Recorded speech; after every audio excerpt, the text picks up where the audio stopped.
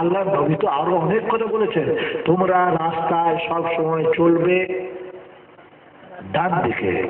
কোন দিকে? ডান দিকে। আমরা ইন্ডিয়ার citizen, we are Indian citizen, আমরা ইন্ডিয়ায় বাস করি। ইন্ডিয়ার নিয়ম হচ্ছে আমার বাইসাইকেল, আমার মোটর সাইকেল, আমার গাড়ি, আমার গরুর গাড়ি, আমার ঘোড়ার গাড়ি, আমার নিজের হাঁটা পথ সবসময় চলতে হবে বাঁ দিকে। আমি যদি নবীর কথা অনুযায়ী ডান দিকে চলি, ইফ আই ওয়াক, তাহলে অ্যাক্সিডেন্ট হতে পারে না, হবেই। কোনটা? হবেই। ইসলাম কাঁচের গ্লাস নয় যে টুক করে পড়বে ভেঙে যাবে। বাঁ দিকেই চলতে হবে, গুনাহ হবে না, পাপ হবে না। আপনি কি মনে করেছেন? সুতরাং ইসলাম কাগজে থেকে গেছে, আর এমন অন্ধবিশ্বাস আপনার হয়ে গেছে, পীর বাবাজি যা বলে দিয়েছে, আরে অ্যাক্সিডেন্ট করে মরবে নাকি? আল্লাহর নবীর কথা বললো। বাংলাদেশে অনেক স্কুল আছে, উত্তরটা কিন্তু যা দিয়েছে চট করে কাটা মুশকিল। বাংলাদেশ তো জানে অনেক স্কুল আছে, বাংলা পরবর্তী এখানে পড়তে কি করতে এসছে। তখন আমি বললাম যে আমি আপনাদের মাদ্রাসায় আদায় করব না, আপনি অন্য কাউকে দিয়ে করিয়ে নেবেন। আজকে আলহামদুলিল্লাহ লড়াই করার ফল সারা বাংলায় যত মাদ্রাসা আছে শতকরা ৯৯টা মাদ্রাসায় বাংলা ইংরেজি অঙ্ক ঢোকানো হয়েছে না হয়নি? উত্তরটা দিন। এটা আমার লড়াইয়ের রেজাল্ট। এটা লাভ তাদের কি হয়েছে? জাতির লাভ কি হয়েছে আর মাসের কি লাভ হয়েছে? জাতির লাভ হয়েছে যে প্রত্যেকটা মাদ্রাসায় কমপক্ষে একজন গ্র্যাজুয়েট কিংবা একটা হায়ার সেকেন্ডারি পাস, একটা জেল এডুকেটেড ছেলে ঢুকেছে, তারা মাসে কিছু পাচ্ছে। আর মাদ্রাসা কি লাভ হয়েছে? ছেলেদিকে শুধু পড়াচ্ছে তাই নয়, অফিস কোর্ট কাছারি আদালতে কংগ্রেস ছিলেন, আমি সিপিএম, আমি এই পারে একটা মসজিদ করবো। ও ঠিক করলো না ভুল করলো? উত্তর দিন। ভুল, গুনাহ, গুনাহ, গুনাহ। নামাজ হতে হবে, নামাজ হবে, কিন্তু গুনাহ হবে। মসজিদ তৈরি করে যে জান্নাত পাওয়ার কথা ছিল, আপনি যাবেন জাহান্নামে, জান্নাত যাওয়ার কোনো সম্ভাবনা আপনার নেই। আপনি দলটাকে ভেঙে দিলেন, একতাটাকে নষ্ট করে দিলেন, মুসল্লিগুলোকে ভাগ করে দিলেন। আপনি কি পারলেন না এই মসজিদটাকে দুতলা করে দিতে? আপনি পারলেন না মসজিদটাকে তিনতলা করে দিতে? আপনি পারলেন না মসজিদের খাটে জায়গা কিলোটাকে বাড়িয়ে দিতে এক্সটেনশন করিয়ে? আপনি আর একটা তৈরি করে পাকাবো, পাকাবো দেখাবো, আল্লাহ কিয়ামতের দিনে বার করবে তোমার। সুতরাং আমি মসজিদ বিরোধী নই, মাদ্রাসা বিরোধী নই। জাতিকে বাঁচাতে গেলে এখন কি দরকার? অনেক মাদ্রাসা হয়ে গেছে, এখন মাদ্রাসা না করে এখন করুন টেকনিক্যাল ইনস্টিটিউশন। কিরকম? টেকনিক্যাল ইনস্টিটিউশন করুন। আমি মোর্তজা বেঁচে থাকতে থাকতে করুন, আমি কিরকম সহযোগিতা করি দেখুন। কিভাবে টেকনিক্যাল ইনস্টিটিউশন হবে? তাতে কোরআন শরীফটা খালি ছাত্রকে শুদ্ধ করে শিখিয়ে দেন, আরবিতে পড়তে। কিসে পড়তে? আরবিতে। 3 মাস লাগবে খুব ভালো করে শিখতে। 3 মাস লাগবে, 26 যথেষ্ট, এর বেশি লাগবে না। এই বাচ্চাকে বাংলায় কোরআন শরীফের অনুবাদটা শিখিয়ে দেন। কিসে? বাংলায়। ও 12 বছর ধরে উর্দুতে মৌলানা হতে হবে না, বাংলায়। তারপর একটা হাদিস বুখারী হোক, মুসলিম হোক, তিরমিজি হোক, একটা হাদিস বাংলায় পড়িয়ে দেন। ব্যাস, এই বাচ্চাকে হাতের কাজ শেখান। সে ছুতোর হোক, সে ওয়েল্ডিং এর কাজ শিখুক, সে কম্পিউটারের কাজ শিখুক, সে আপনার কি বলে এই যে আপনার এসি ঘরটার করে সেই কাজ শিখুক, ইলেকট্রনিক গুডস মেরামত এসব কাজ শিখুক, মোটর সাইকেল মেরামতের কাজ শিখুক। ইনশাআল্লাহ দেখবেন সে যা রোজগার করবে, সে নিজে হজ করবে, তার মা বাপকে হজ করাবে, সেদিন সামনে আসবে। যে ইসলাম ধর্মের 5টা খুঁটি, আল্লাহ নবী কখনো চাননি যে 5টা খুঁটি ভেঙে যাক, একটাও ভেঙে যাক চাননি, 5টাই থাক। আমাদের স্টেজের খুঁটি 4টে, 6টা, 1, 2, 3, 4, 5, 6, 6টা খুঁটি। আল্লাহ নবী বলেছেন ইসলাম ধর্মের 5টা খুঁটি। একটা খুঁটির নাম কলেমা, একটার নাম নামাজ, একটার নাম রোজা, একটার নাম হজ, একটার নাম জাকাত। এই জলসা কর্তৃপক্ষ কি চান? 1 কুইন্টাল ভারী। হাতগুলো সংখ্যা অনেক রকম, দেখুন দেখুন, হাত নামান। আর একবার যারা বলি আগে বলি হাত নামা। গত বছরে যা আমরা রোজা রেখেছি আলহামদুলিল্লাহ, হাতটা আসে তুলুন, দেখুন হাতগুলো কত হয়ে যাবে তাকিয়ে দেখুন, চারিদিকে হাত আর হয়ে করছেন, হাত নামা। তাহলে এতগুলো লোক রোজা রেখেছি, এতগুলো লোক আমরা নামাজ পড়েছি, এবার আপনি বলুন হজ একটা খুঁটি, নামাজ যারা যারা পড়েছি হাত তুললাম, অতগুলো লোক আমরা হাত তুললাম রোজাতে, এবার যারা যারা হজ করেছি হাতটা তুলে আসুন। ওই হাসছে, হাসবেই তো, হজ খুঁটি ভেঙে গেছে, হাতটা তুলুন। কতগুলো হয় গুনি, কই তুলুন, এমনি করে তুলুন। তার মানে ভেঙে গেছে। জাকাত কত লোক দেন, ওর হাত তুলে লজ্জা তো মনে এখানে থাক। তাহলে ইসলাম ধর্ম গরিব হতে বলেছে, আমি মর্যাদাটা মেনে নেব না। যে মেনে নিচ্ছেন নেন, আমি মেনে নেবো না। যে নবী কানে গরিব ছিলেন, সাহাবারা কানে গরিব ছিলেন, তার কারণ আছে।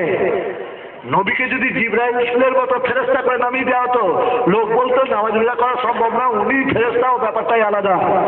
অর্থাৎ মায়ের গর্ভজাত করে, বাপের রোজাত করে পাঠানো হয়েছে। এবং নবীর এত অভাব, প্রায় উপোস যেতেন। কোন গরিবের বলার ক্ষমতা নেই, গরিব লোকের নামাজ পড়া সম্ভব নয়, রোজা রাখা সম্ভব নয়, বলার ক্ষমতা ছিল না।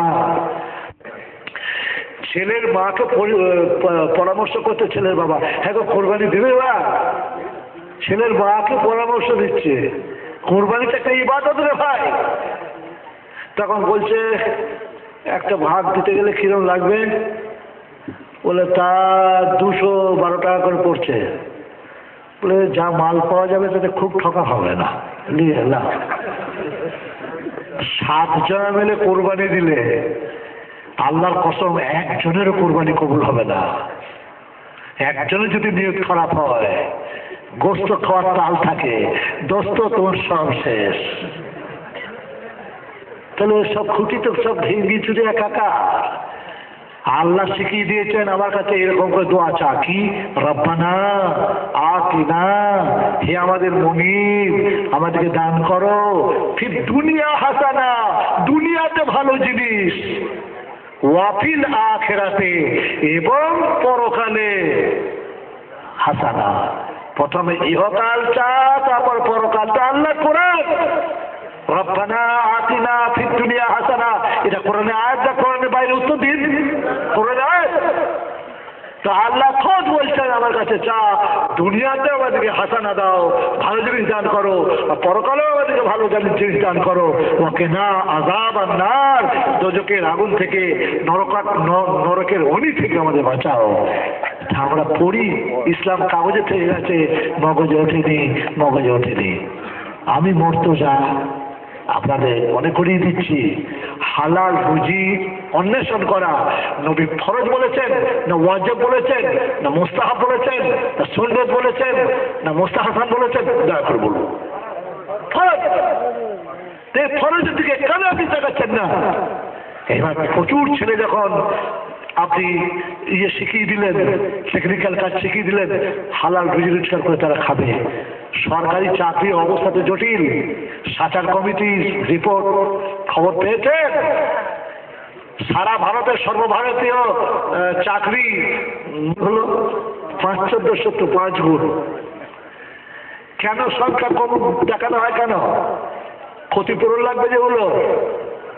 যদি ঘোষণা হয়ে যায় প্রত্যেক লোককে যারা খুন হয়ে গেছে তাদের 50 লাখ করে টাকা দাও, তো অনেক দিতে হবে, তার চেয়ে গোলমালে যা হয়ে যায়। ট্রেনে যখন অ্যাক্সিডেন্ট হয়, এতগুলো মরেছে, বাকিগুলোকে আল্লাহর রহমতে সে অন্য জায়গায় পাঠিয়ে দেওয়া হয়, সে এক আলাদা বেহেশত আছে। এগুলো আপনি বোঝেন না কেন? বলে আমাকে আরো সহজ করে বোঝান, তাহলে সহজ করে বলি।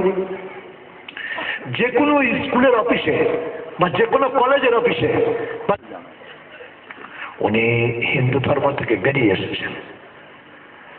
হিন্দু ধর্মের বিরোধিতা করবার জন্য একটা ধর্ম তৈরি হয়েছিল, সে ধর্মটার নাম ব্রহ্ম ধর্ম।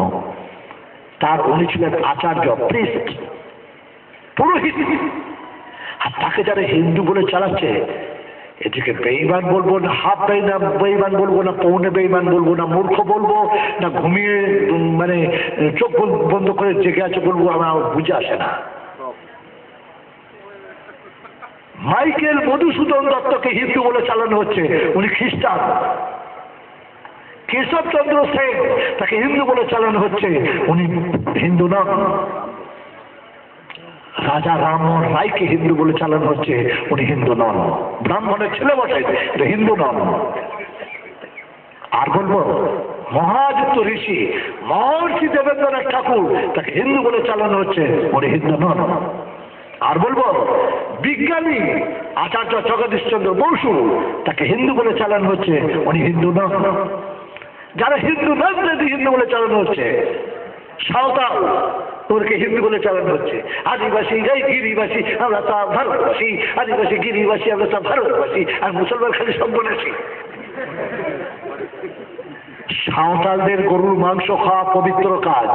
সাঁওতালরা মরে গিয়ে দিয়েছি একটা বই, বইটার নাম বজ্র কলম। তাতে লিখেছি মুসলমানদের চাকরি ছিল বেশি, সে চাকরি আস্তে আস্তে কমিয়ে দিল ব্রিটিশ। কমাতে কমাতে কমাতে কমাতে কত কমালো তার হিসেবটা তুলে দিয়েছি। তারপরে এলো কংগ্রেস। কংগ্রেসের নেতারা বসলেন 1947 সালের 15ই আগস্ট, পার্লামেন্ট দখল করলেন। মুসলমানদের চাকরি তারা কতটা কমালেন, কমাতে কমাতে কমাতে কমাতে কমাতে কমাতে তলানিতে নিয়ে চলে এলেন। তারপরে এলেন বামফ্রন্ট, ওরাও দেখলেন যে সবাই যেন করেছে, আমরাও কিছু করি। ওরাও কমাতে কমাতে কমাতে কমাতে একবারে করে দিলেন 1%। এই কথাটা যে আমি লিখেছি, আমি এটা ভয় করিনি যে আমাকে কোন জেলে রাখা হবে, কিন্তু আমি তো ছোট মানুষ। বইটা যারা পড়েছে তারা বিস্ময়ে অভিভূত হয়েছে। একজন এমএলএ আমাকে বলছে, সাহেব আপনার বই থেকে লিখে আমি আজকে বিধানসভাকে একবার ওলটপাট করে দিয়েছি। কিরকম? বলে আপনার বই থেকে তুলে নিয়ে গেলাম যে এই মুসলমানদের এই বঞ্চনা কেন। বঞ্চনাটার কারণ হলো ভুল ইতিহাস। অর্থাৎ আমি গোলাম আহমদ মর্তজা হয়ে যদি না জন্মাতাম, শ্যামল বিমল অমল অরুণ তরুণ হিন্দু হয়ে যদি জন্মাতাম, আমি কোন পার্টি করতাম জানেন?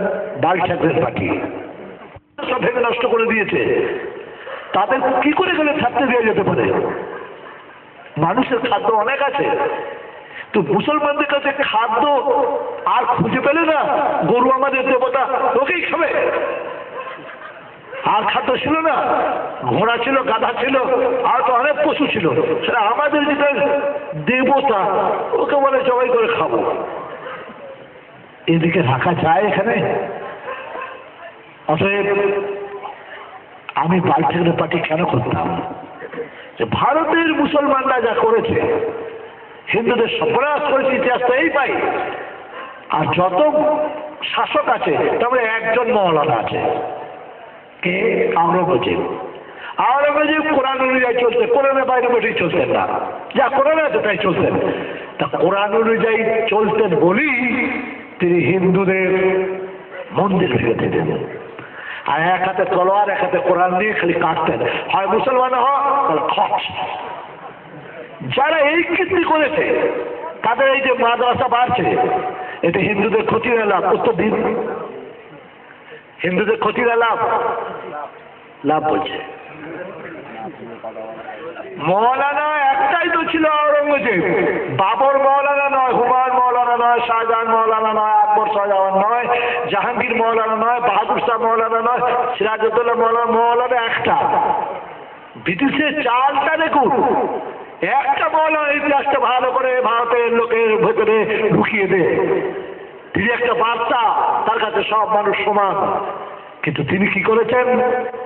হিন্দুদের কাছে জিজিয়া নিয়েছেন। জিজিয়া বলে একটা কর, সে করটা দিতে হতো কাকে?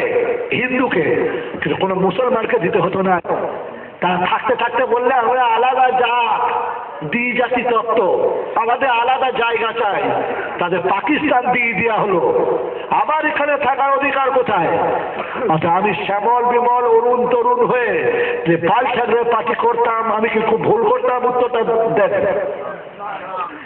আজকে যারা কংগ্রেস, সিপিএম, আরএসপি, এসএলসি থেকে বেরিয়ে, তৃণমূল থেকে বেরিয়ে যারা সাম্প্রদায়িক দলের সমর্থক, তা তো ভাই খারাপ লোক নয়।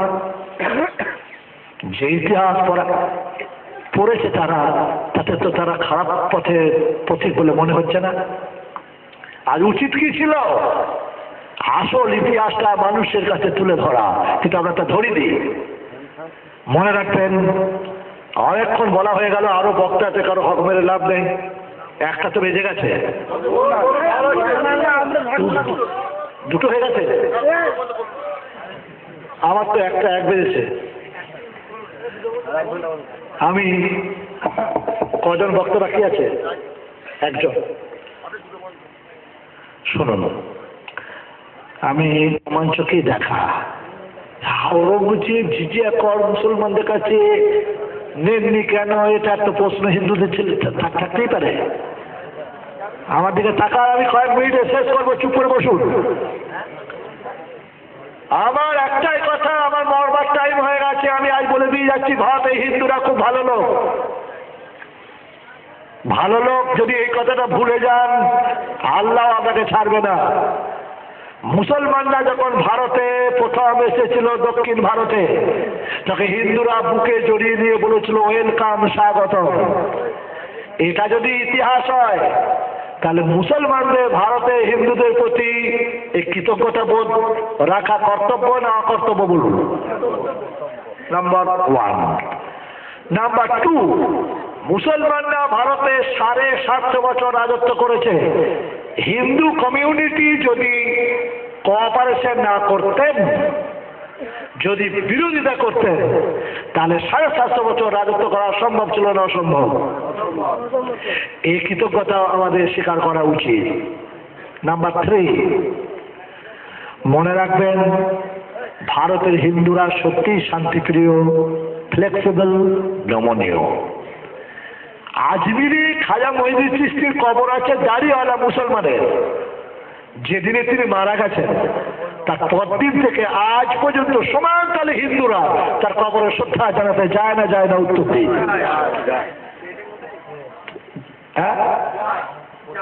তাহলে চারটিখানি কথা নয় এটা।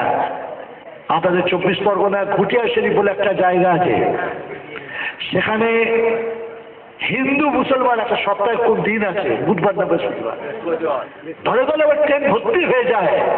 কেন? তা তো জানে যে কবরের ভেতরে যে আছে সেটা দাঁড়িয়ে মুসলমান, তারা উদার। চলুন কলকাতা যে কোনো মসজিদে নামাজ পড়ার পরে দেখবেন লাইন ধরে অনেক হিন্দু মহিলা কিংবা তাদের প্রতিনিধি দাঁড়িয়ে আছে, যে মুসলমান নামাজ পড়ে যাওয়ার সময় গ্লাসের জলে ফোঁ দিয়ে দেবে, সেই ফোঁ দেওয়া জল সে স্বামীকে খাওয়াবে, দেওয়ালকে খাওয়াবে, ছেলেকে খাওয়াবে। এই ঘটনা দেখেছেন না দেখেননি? এটা কত উদারতা থাকলে সম্ভব হয় ভেবে দেখুন, আরো লক্ষ্য করুন। ভারতে যখন মুসলমানদের রাজত্ব চলছিল, তখন বলেছে, বন্ধু, আমি তো তোমার বন্ধু, আমি তোমার সাথে সম্পর্কটা গাঢ় করতে চাই। How it will be possible? তুমি আমার বোনকে বিয়ে করো। তুমি তো আমার বন্ধু, হিন্দু বন্ধু, আমি তো মুসলমান মেয়ে বিয়ে করবো, বিকজ আই এম মুসলিম। মুসলমান মেয়েকে যদি বিয়ে করতে চাও, তাহলে আমার বোনকে তুমি মুসলমান করে নিয়ে বিয়ে করো। আর তুমি বলে আমি হিন্দুই থাকবো তোমার বন্ধু হয়ে, তোমার মন্ত্রী হয়ে। এই ঘটনা মোগল পিরিয়ডে ঘটেছে না ঘটেনি? উত্তর দিন। নেক্সট, বাবা, আমি তোমার সাথে সম্পর্ক গাঢ় করতে চাই। কিভাবে কাকু? তুমি আমার মেয়েকে বিয়ে করো। বলে আমি তো মুসলিম মেয়ে বিয়ে করবো, তুমি আমার মেয়েকে মুসলমান করে নাও। আপনি? আমি হিন্দুই, তোমার হিন্দু শ্বশুর হয়ে থাকবো। এই ঘটনা ভারতে হয়েছে না হয়নি? এই এত উদারতা যে জাতির, সে জাতি আজকে এত কমিউনাল হয়ে গেল কেন? একটু তো ভাবলেন না? ফলে আমি ইতিহাসের কথা যখন বলতে শুরু করেছিলাম, আপনাদের জায়গায় যখন প্রথম আসি, নামাজের কথা, রোজার কথা একটু বললাম, বলে তারপরে ইতিহাস। বসে হিসেব করি, এই চেয়ারে বসে থাকা এর একটা মাইনাস রেজাল্ট আছে, থ্রম্বোসিস রোগটোগুলো এতে হয়। সেই জন্য কি আশ্চর্য ব্যাপার, আপনি মনে রাখবেন, যারা হাঁটাহাঁটি করে তাদের শরীর ভালো থাকে। যারা এইরকম করে বসে, হিন্দু সাধু সন্ন্যাসীরা আগে বসতো এরকম, যেটাকে বাবু হয়ে বলে, তো আমাদের এক কথায় বলে রাখা উচিত, চেয়ারে বসা কোনো হারাম না যায় নয়, সুন্নতের খেলাফও নয়, কিন্তু বেশিরভাগ সময় পা ঝুলিয়ে বসা এটা কিন্তু শরীরের পক্ষে খুব শুভ নয়। নানা রকম ভাবে ঘুরিয়ে ফিরিয়ে বসাটা ভালো, মনে রাখবেন। আর দীর্ঘদিন যদি বাঁচতে চান তাহলে শরীরকে সচল রাখার জন্য পরিশ্রম করবেন। পরিশ্রম করবেন মানে অনেকে মনে করে বলে ভাই খেতে খেতে হয়। আওরঙ্গজেবের এই দুর্নাম, ওটা আওরঙ্গজেবের দুর্নাম নয়, ব্রিটিশের চালাকি, এটা কোরআনের দুর্নাম। হিন্দু এবং মুসলমানদের মধ্যে এই যে ভাব ভালোবাসাটা ছিল, এটাকে পুরো একবার একটা বড় বেলুনের যেমন একটা ফুটো করে দিলে তা হওয়া ফিস করে বেরিয়ে যায়, ঠিক এরকম ফুটো করে দিলে। আর কারো চরিত্রটা এত বিকৃত করলো না, সবচেয়ে বিকৃত করলো চরিত্রটা আওরঙ্গজেবের। তার মানে মৌলানা মানেই হচ্ছে পাক্কা শয়তান। আর মৌলানা শয়তান মানে দোষটা মৌলানার বা কোরআনের, বুঝে বলুন, কোরআনের। অর্থাৎ মুসলমান সমাজকে কোরআন বিমুখ করবার জন্য বিশাল কায়দা লক্ষ্য করুন। আমি মর্তজা ঠিক করলাম যে আমার নাম গোলাম আহমদ মর্তজা। গোলাম মানে চাকর, গোলাম মানে কৃতদাস, গোলাম মানে জুতো চাটা। তো আমি প্রথম এই বইটা লিখেছিলাম। তাহলে আমি বিনা কারণে কিছু করি না, সেটা আপনি বুঝতে পারবেন। এইটা কেন লিখেছিলাম আমার চোখে দেখুন, নিতে আপনার চোখে দেখুন। এই বইটা লেখার উদ্দেশ্য, বইটার নাম পুস্তক সম্রাট। আমাদের কাছে পুস্তক সম্রাট মুসলমানদের কাছে কোরআন, কোরআনের চেয়ে বড় জিনিস আমাদের কাছে নেই। এই কোরআন অনুযায়ী যখন মুসলমানরা চলেছিল, সারা ওয়ার্ল্ডকে তারা কি দিয়েছিল, গোটা বইটা পড়ে শোনাবার সময় তো আমার নেই, অন্তত কয়েক সেকেন্ড বলি, কয়েক মিনিট বলি। পৃথিবীতে প্রথম বিশ্ববিদ্যালয় যে জাতি করেছে, সেই জাতির ঋণ শোধ করা যাবে না। তারা কারা? তারা মুসলমান। Muslim community has done in this world, প্রথম আমরা করেছি। যদি বলে আপনারা করেছে, এটা যদি হয় তো আপনাদের চেয়ে বড় আর পৃথিবীতে কেউ নেই। বিজ্ঞানসম্মত এত উপকারী কমিউনিটি আর পৃথিবীতে কেউ নেই। তার প্রমাণ স্বামী বিবেকানন্দ ইংরেজিতে বই লিখেছে, বাংলাতেও বই লিখেছেন। একটা বই কাল কিনে নেবেন কলকাতা মার্কেট থেকে, বইটার নাম প্রাচ্য পাশ্চাত্য। লেখকের নাম স্বামী বিবেকানন্দ, দাম 20 টাকার বেশি হবে না। তাতে লিখেছেন পৃথিবীতে প্রথম বিশ্ববিদ্যালয় তৈরি করা কৃতিত্ব মুসলমানদের, সেটা হলো স্পেন দেশের কর্দোবা বিশ্ববিদ্যালয়। সেই জাতি আজ এত নিচে নেমে গেল কেন? বলছে আর কি আছে? অনেক কিছু আছে। এই যে আমার হাতে ঘড়ি দেখছে, রিস্ট ওয়াচ। প্রথম বড় ক্লক জলঘড়ি তৈরি করেছে মুসলিম। পৃথিবীটা গোল বলেছে মুসলিম। পৃথিবীটা প্রথম মানচিত্র এঁকেছে মুসলিম। রেজিস্ট্রি আইন চালু করলো কারা? মুসলিম। গণতন্ত্রের জন্মদাতা কারা? মুসলিম। কত বলবো যে অনেক, কিনতে বলছি না, চোখে দেখে যান। রেখে দিলাম। এইবার একটা বই লিখলাম যে 1 থেকে নিয়ে এমএ পর্যন্ত যা পড়ানো হচ্ছে কিন্তু মুসলমানকে, তাতে মিথ্যা মিথ্যা মিথ্যা। বইটার নাম দিলাম ইতিহাসের ইতিহাস। গভর্নমেন্ট দেখলো তো ধরা পড়ে গেছি, এ তো ফাঁস করে ইতিহাস। এর নাম দিলাম চেপে রাখা ইতিহাস। নামটা চেঞ্জ করে দিলাম। আগে ছিল মুড়ির কারবার। শত্রুরা লেগে গেল যে এর মুড়িতে ইউরিয়া আছে, খেয়ে খেয়ে কিডনি খারাপ হয়ে গেছে, তো আমার ক্যান্সেল হয়ে গেল। ক্যান্সার যখন হয়ে গেল, আমি তখন চালাক হয়ে গেলাম। তখন আমি আবার কারখানা একটা আরম্ভ করলাম, তার নাম দিলাম চাল ভাজার কারখানা। পুলিশ এসে বললো, এই তোমার লাইসেন্স ক্যান্সেল হয়েছে, তোমার খোঁজ নেই? বলে হ্যাঁ আছে। কেন মুড়ি তুমি চালাচ্ছ? বলে আমার তো চাল ভাজার কারখানা। বলে আমরা তো দেখছি বস্তায় মুড়ি যাচ্ছে। আরে ভাই, চাল ভাজতে যায়, মুড়ি হয়ে যায়, করবো কি? এই বইয়ের নাম দিলাম চেপে রাখা ইতিহাস। খালি চোখে দেখে যান। যদি বলি তারপর আপনার ভয় হলো না যে এটাও যদি বাজারটা? হ্যাঁ, ভয় হয়েছিল। পাঠিয়ে দিলাম তার বংশধর যেন বলতে না পারে এটা আমার বাবার সই নয়, এটা আমার দাদুর সই নয়, যেন বলতে না পারে। বইটার নাম চেপে রাখে ইতিহাস। দাম কত? দামটা শুনে রাখুন, উপকার লাগবে। 130 টাকা। আমার গাড়িতে 2-4টে যদি থাকে, ড্রাইভার হয়তো আপনাকে দেবে শুধু 100 টাকায়, সেটা আলাদা কথা। দাম 130 টাকা। দেখে যাবেন, সবুজ বই, মনে রাখবেন। এতে কি আছে?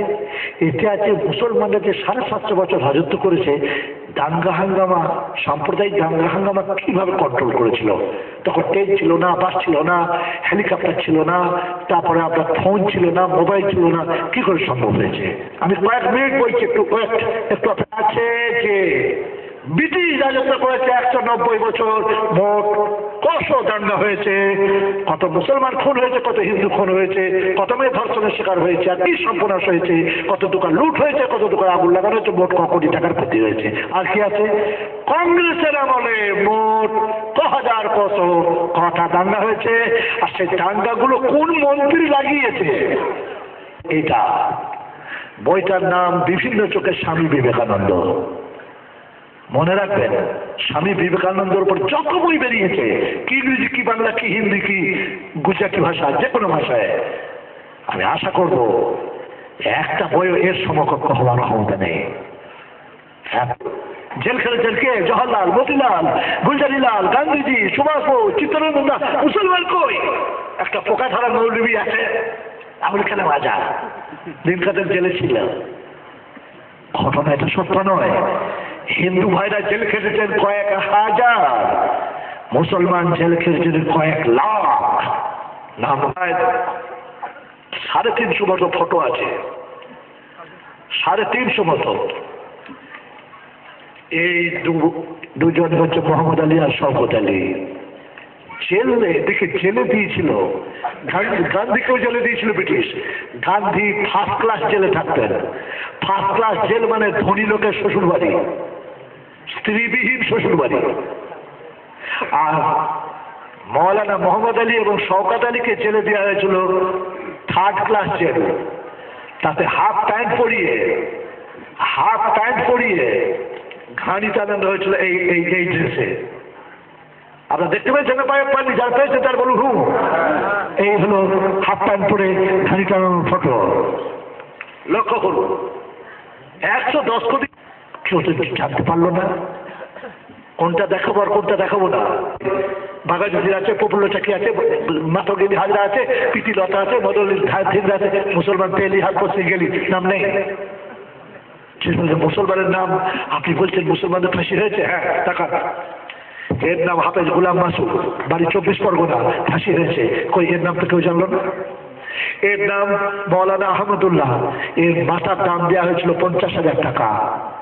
মুন্ডুটা কেটে দিলে একটা জমিদার নাম জগন্নাথ বাবু, থানায় জমা দিয়ে দিলে মাথাটা, তাকে পুরস্কার দেওয়া হলো 60,000 টাকা। গোটা ইতিহাস শোনাবার সময় আমার নেই। লক্ষ্য করুন, এই লোকটার নাম মজনু শাহ। সারা ভারতে যে বিপ্লব করেছিল, ব্রিটিশ পালাতে ছটফট করছিল, পালাবার জন্য, যা টেকা যাবে না। আপনার 56-তে এত বিশাল লড়াই আরম্ভ হলো, পালাতে যাচ্ছিল।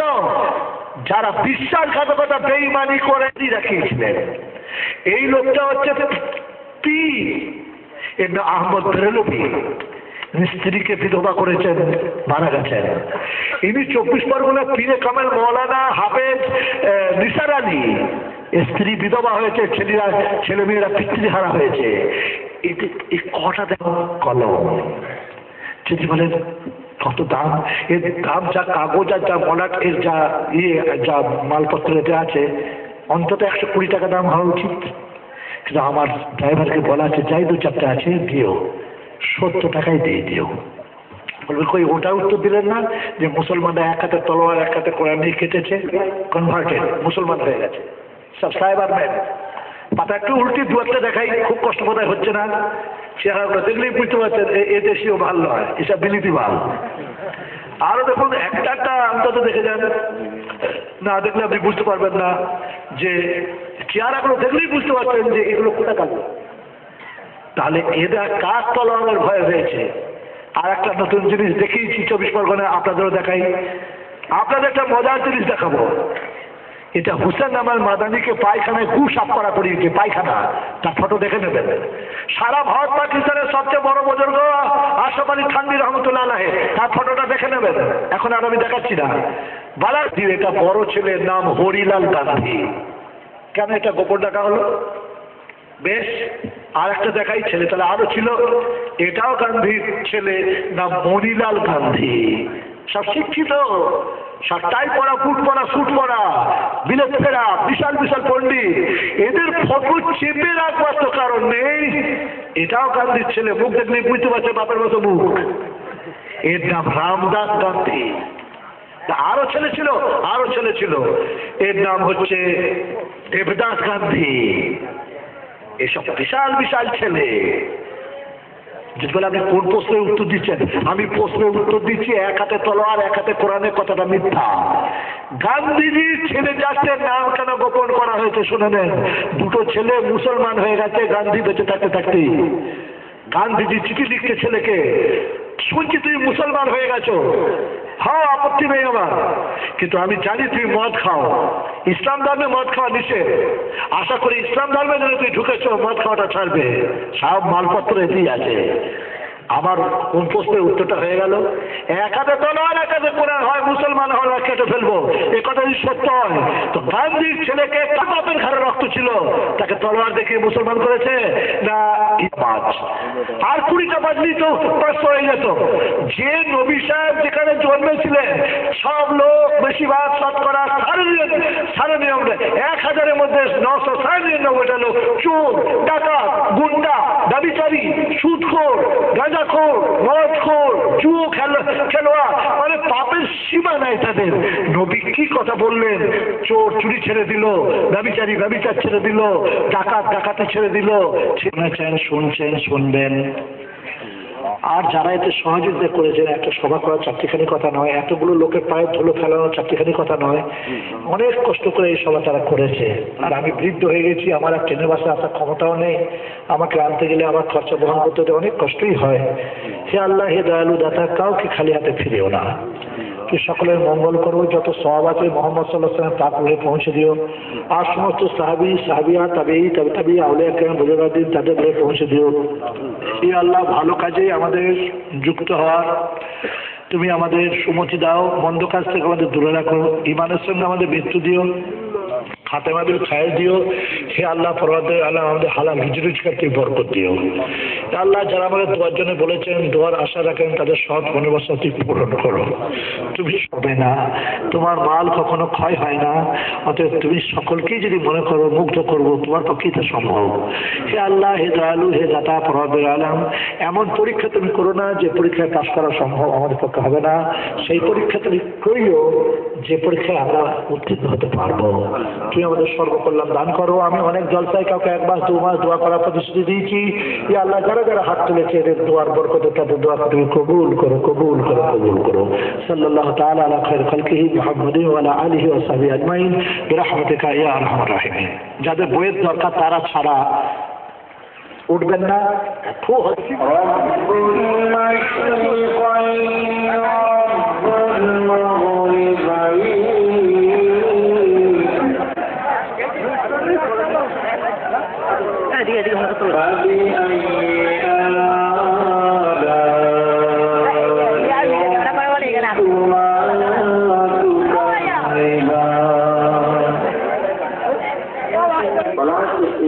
একটা মা মায়ের কোল মায়ের কোল উত্তম পাঠশালা। একটা মা যদি সুন্দর হয়ে যায়, ভালো সন্তান বাচ্চা বাড়িতে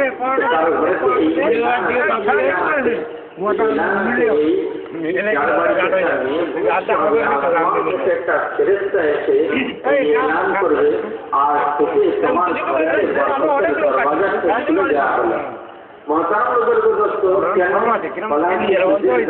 আল্লাহ তাআলা জমিনে ওলি পাঠাবেন, হাফেজ পাঠাবেন, কারি পাঠাবেন, ফলাফল রক্ত করে যে আজকে বাড়ি এই কাজগুলো কে করবে, এই কাজগুলো কি করবে, তাহাজ্জুদে কে তুলবে, ফজরে কি ওঠাবে, বলা কাল সকালে সকালে পড়তে এবার কে করবে, নানান রান্না বান্না কে করবে, বাজার কে করবে, বাড়ির মধ্যে একটা মাসোয়ারা চালাবে, তাহলে কি হবে? বাড়ির মধ্যে একতা আছে, দিনদারি ভেজা টাইম করা তাড়াতাড়ি সম্ভব হবে।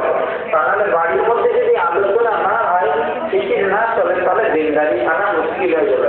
আপনি এক কথা একটি আশা মাঠে টেনে নিয়ে আন্দোলন নিয়ে ওই চাপানির লাভ জীবনের জায়গায় ওর উপর চলা নিয়ে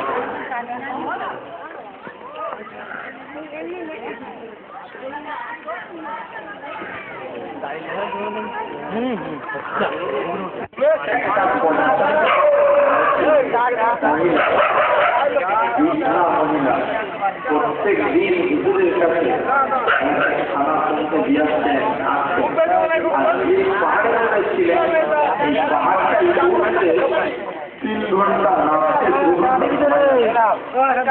বলেছে। এইরকম 5 ঘন্টা সফর করে উনি মহিলাটাকে কেমন মহিলা, একদিন হযরত খাদিজাতুল কুবরা রাদিয়াল্লাহু তাআলা আনহা বলেছেন, আল্লাহ রাসূল সাল্লাল্লাহু আলাইহি ওয়াসাল্লাম বলেছেন, খাদিজা জিবরীল আলাইহিস সালাম আমার কাছে ছিলেন, উনি তো আপনাকে এই কথা জানিয়ে দিয়েছেন, আল্লাহ পাক স্বয়ং আপনাকে সালাম জানিয়ে পাঠিয়েছেন। হযরত খাদিজা দিন এদের সামনে তুলে ধরা হয়নি, এদেরকে যা দেওয়া হয়েছে সেই অনুযায়ী এরা চলছে। মহতারাম বুজুর্গ, এদের সামনে সাহাবাদের জীবনী তুলে ধরা, সাহাবাদের হিস্ট্রি তুলে ধরা, সাহাবাদের মতন আকার বিকার ধারণ করবে তখন এরা। মহতারাম বুজুর্গ, এরা যদি ফিকির নেয়, দেখবেন এলাকার মধ্যে অনেক সময় দেখা গেছে, অনেক যুগেতে ছেলেরা অকেজ হয়ে গেছে, ছেলেদের হাতে কোনো তাকাত নেই। বলা হচ্ছে মুসা আলাইহিস সালামের জামানায় মুসা আলাইহিস সালাম যখন ভূমিষ্ঠ হলেন, ওর আগে থেকে ফেরাউন সমস্ত বাচ্চাদের কুঁচনা শুরু করে দিয়েছে, সমস্ত পুরুষ অকেজ। এই জামানায় আল্লাহ তাআলা নারীদেরকে দিয়ে কাজ নিয়েছেন। মহতারাম বুজুর্গ, নবীর যত্ন, নবীর সেবা বলা আছে নারীদেরকে দিয়ে নিয়েছেন, দিনের হেফাজত করিয়েছেন। বলা আছে নারীদেরকে একটা এদের হাতে বহুত বড় তাকত এবং পাওয়ার দেওয়া আছে, যদি আপনি আমি ওটা বলা আছে তাদেরকে কাজে লাগাই। মেয়েদেরকে কাজে লাগাইনি আমরা, পাড়ার ইমাম সাহেবের দোয়া কবুল হওয়ার আগে বলা আছে আপনার আমার বাড়ির মেয়েদের দোয়া আগে কবুল হবে। কেন? বাচ্চা মুসলমান হয়ে আসে, এদের বাপ মা এদেরকে ইহুদি নাসারা বানায়, এদেরকে নানান রকম অনুসরণ করে এদের বাপ মা। মহতারাম বুজুর্গ, এই বাপ মা যদি দিনদার হয়, পরেজগার হয়, আল্লাহ ওয়ালা হয়, আল্লাহ ওয়ালি হয়, তো তাদের বাচ্চা অবশ্যই আল্লাহ ওয়ালা, আল্লাহর ওলি হবে। এই জন্য আপনাদের কাছে করে যারা আবেদন, বাড়ির পরিবেশ وادخلنا الجنة دارك دار السلام تباركت ربنا وتعاليت يا ذا الجلال والإكرام سمعنا وطعنا غفرانك ربنا وإليك المصير اللهم حفظنا من كل بلاء الدنيا وعذاب الآخرة توفني مسلما والحقني بالصالحين لا إله إلا الله الحليم الكريم سبحان الله رب العرش العظيم والحمد لله رب العالمين رب العالمين দয়ার সিন্ধু করুণাময় পরওয়ারদিগারে আলম মা কালাম আল্লাহ লৌহে মাহফুজে রাখা কালাম কোরআন শরীফ, কোরআন মাজিদ আল্লাহ নাজির ভাইয়ের বাড়ির পক্ষ থেকে তেলাওয়াত করা হয়েছে। মাহবুব আল্লাহ পড়াশোনার মধ্যে ভুল ত্রুটি বেয়াদবি করিয়া ক্ষমা করে দেন আল্লাহ রব্বুল আলামিন। ইয়া আল্লাহ, সন্ধ্যা থেকে নিয়ে পর্যন্ত দিনের কথাবার্তা আলোচনা হয়েছে, ইয়া আল্লাহ এর মধ্যে ত্রুটি বিচ্যুতিকে আপনি ক্ষমা করে দেন আল্লাহ। আল্লাহ আপনার হাবিবের সামনে সবাই মিলে দরুদ শরীফ পড়েছি আল্লাহ, দিনের কথাবার্তা আলোচনা হয়েছে। মাহবুব আল্লাহ, সমস্ত রকমের জ্ঞানে অজ্ঞানে যত রকম ত্রুটি বিচ্যুতি হয়েছে, সমস্ত রকমের ভুল ত্রুটি বেয়াদবি অহংকারীকে আপনি ক্ষমা করে দেন আল্লাহ। সারা তামাম হুজুরদের রওজা পাকে সওয়াবে পৌঁছায় দেন আল্লাহ। আল্লাহ জওয়াতুল মুতাহারা মাদানদের রওজা পাকে সওয়াবে পৌঁছায় দেন আল্লাহ রব্বুল আলামিন। तमाम পৃথিবীর অলিতে গলিতে যারা শুয়ে আছেন মাহবুব আল্লাহ যাদের জন্য দোয়া চাওয়ার অর্ডার আছে, হুকুম আছে, আল্লাহ তাদের জন্য দোয়া চাই, তাদের কবরের মধ্যে সবকে পৌঁছায় দেন আল্লাহ। রব্বুল আলামিন, আল্লাহ আমরা যারা জন্মদাতা পিতা গর্ভধারিণী মাকে যারা হারিয়েছি, রব্বুল আলামিন তাদের কবরের মধ্যে সব আপনি পৌঁছায় দেন আল্লাহ। আমরা করতে পারিনি আল্লাহ, তাদের সঙ্গে বেয়াদবি বিচ্ছুতি করে ফেলেছি আল্লাহ, আপনি আমাদের সেই গুনাহগুলোকে আপনি ক্ষমা করে দেন আল্লাহ। আল্লাহ তাদের বংশ এবং আল্লাহ তাদের রক্তই রক্ত দুনিয়া দেখতে পেয়েছি আল্লাহ, তাদেরই বংশধর, তাদেরই রিশতেদার, তাদের হকে হাত পেতেছি আল্লাহ, তাদের মাগফিরাতের দোয়া চাচ্ছি, আপনি তেনাদের জীবনের পাপকে মাফ করে দেন আল্লাহ। রব্বুল আলামিন, ইয়া আল্লাহ তাদের কবরের আযাবকে কিয়ামত পর্যন্ত মাফ করে দেন আল্লাহ। আল্লাহ তাদের কবরের মধ্যে জান্নাতের হাওয়া, জান্নাতের খুশবু দ্বারা ভরপুর করে দেন আল্লাহ। আল্লাহ বিয়াদবি আল্লাহ সমস্ত বিয়াদবি বেউসুলিকে আপনি মাফ করে দেন আল্লাহ। ইয়া আল্লাহ হক ও তাওহীদের আপনি আমাদের সবাইকে চালিয়ে দেন আল্লাহ। আমিন আমিন বিরহমাতিকা ইয়া আরহামার রাহিমিন। আসসালামু আলাইকুম ওয়া রাহমাতুল্লাহ।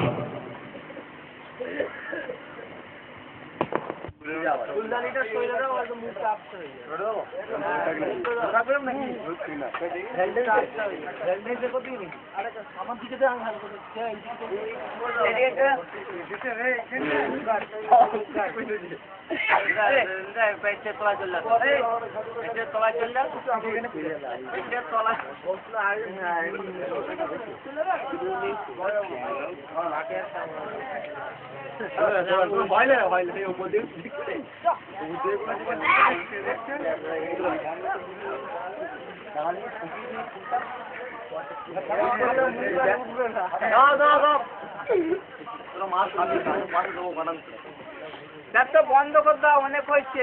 না শেষ করে দিস না, এখন অনেক দাঁড়িয়ে না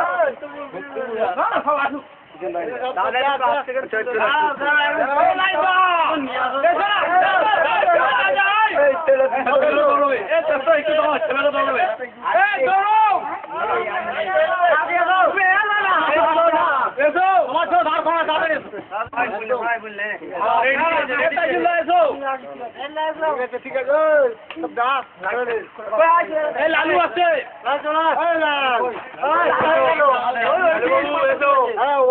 কি সব হয়ে গেল, লাস্টে বেলা করতে হবে না। আরে এত খাটাখাটি করে লাস্টে বেলা কি দেখাতে হবে তোরে, কি করছি কত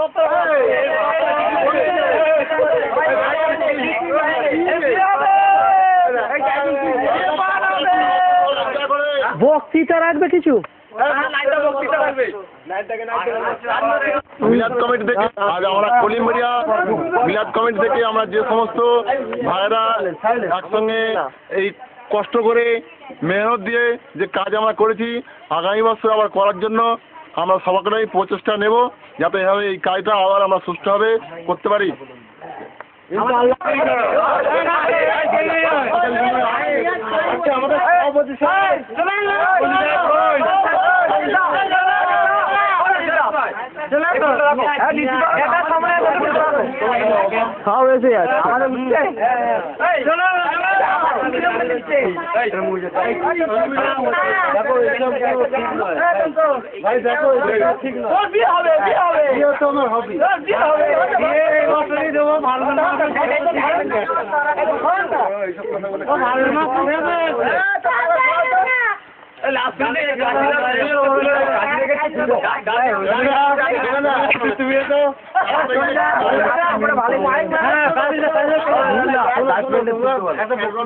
আপনাদের কোনো প্রবলেম আছে না, বিজ্ঞাপন হয়ে যায়, বিজ্ঞাপন হয়ে যাবে, বিজ্ঞাপন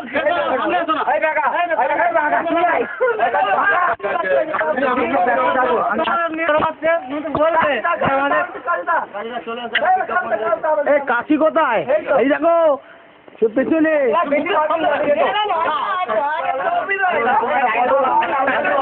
সামনে বলো, বলো আমার এই যে ছেলেগুলোর ব্যবহার খুবই ভালো লাগে, প্রত্যেক বছর করছি, কোনো অসুবিধা হচ্ছে না। আপনারা এই মিলাদটা প্রতি বছর করুন, আমি এদের সহযোগিতা রয়েছি।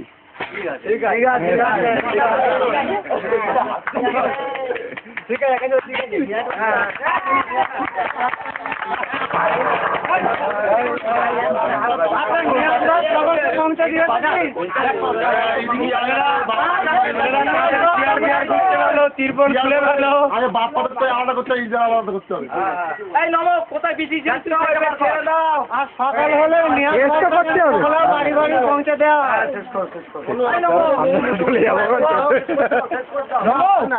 ওই নিউজ গাছটা কোনটা আলাদা করে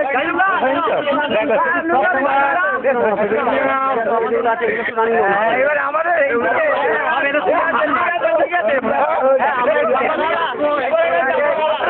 কাজে ব্যস্ত থাক, তোরা কাজে ব্যস্ত থাক।